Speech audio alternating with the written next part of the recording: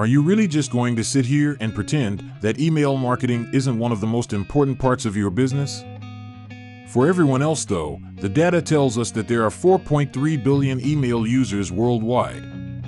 With certainly more than half of the planet using email, your business can't afford to not have an email marketing strategy.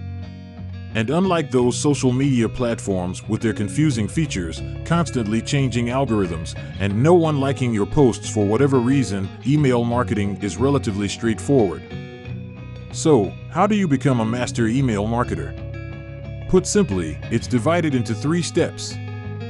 1. Build your list. 2. Maintain the health of that list. 3. Email that list with valuable content every time.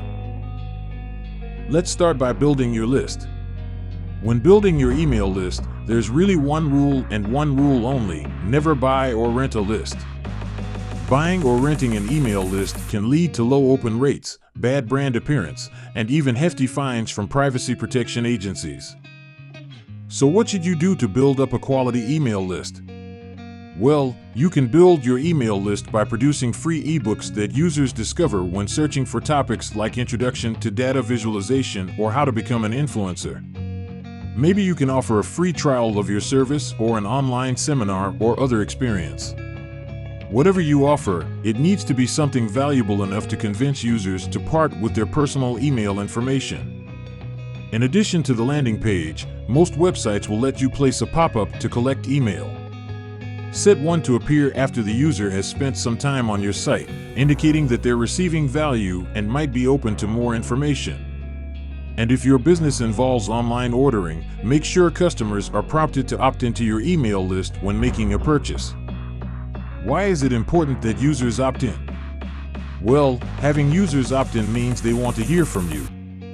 It also keeps you compliant with the ever stricter anti-spam policies being implemented by governments as well as email services themselves. A double opt-in is even more effective since it requires the user to open and click an automated email they receive when signing up.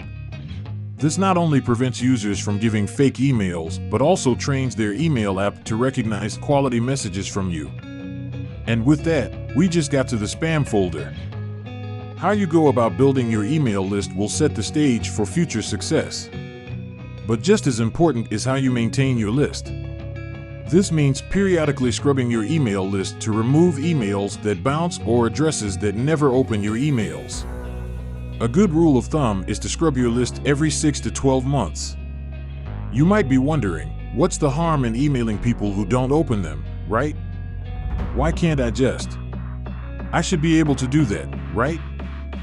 Well, another metric that email algorithms use to determine if something is spam is the engagement ratio.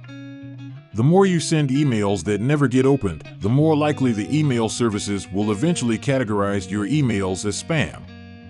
Make sense? The good news is that despite these increasing obstacles to email deliverability, the overall value of email marketing is actually on the rise. In 2010, the Digital Marketing Association put the return on email marketing at $40 for every dollar spent.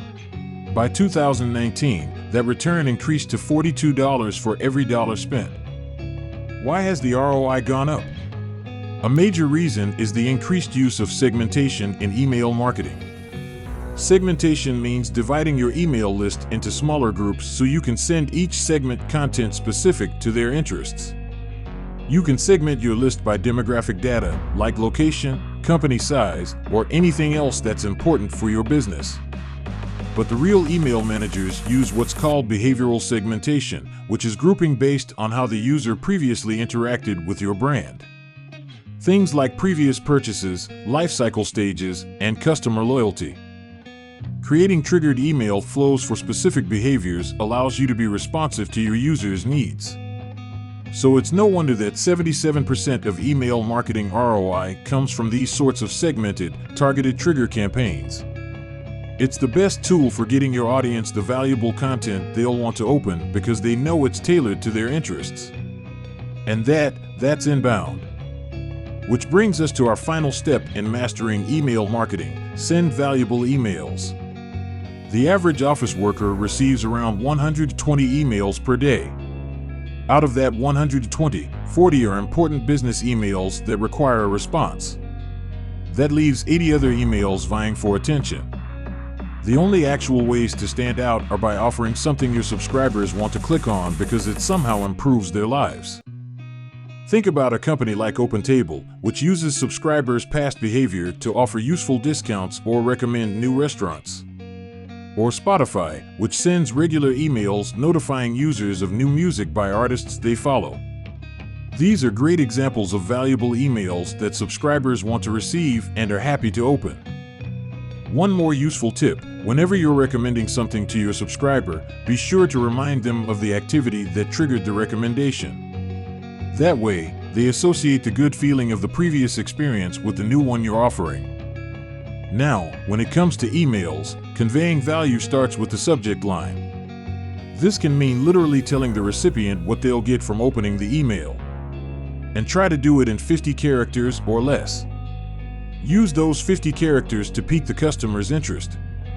Don't give everything away up front. Leave a bit of mystery so they'll feel compelled to open the email to know more. Just be sure that whatever you tease in the subject line is actually delivered in the body of the email. No one likes deceptive clickbait subject lines. And 69% of spam reports come from subject lines alone. So watch out. Now, you can also use the preheader. That is the first few words in the body of your email that get previewed in your inbox to support the subject line.